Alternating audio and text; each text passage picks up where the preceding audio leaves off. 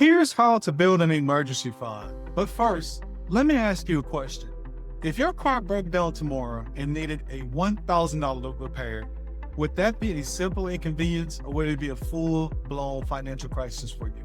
Now, your answer will reveal whether or not you have a real emergency fund. So, for traders like myself, an emergency fund isn't just a safety net, it's a psychological armor.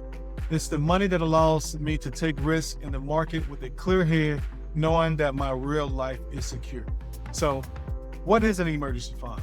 It's a 3 to 6 months worth of your essential living expenses, whether that's your rent, utilities, food, and transportation.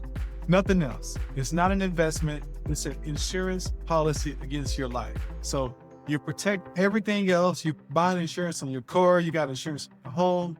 You got insurance on your cell phone. Some people have insurance on your pets. But have an insurance policy on your life, that is an emergency fund. So now, where to actually keep the emergency fund? The emergency fund needs to be liquid and somewhere safe. So a high yield savings account is the perfect place. It's separate from your checking account, so you're not tempted to spend it, but you can access it within 24 to 48 hours if you need it. Now, the big elephant in the room, the question is how to build it.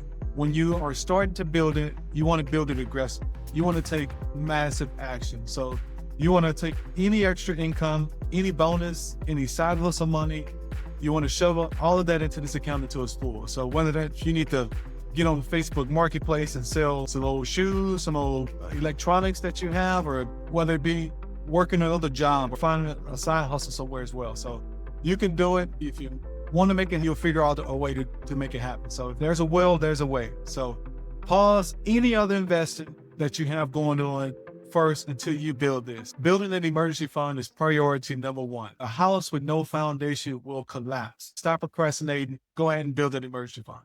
A fully funded emergency fund is the ultimate financial peace of mind.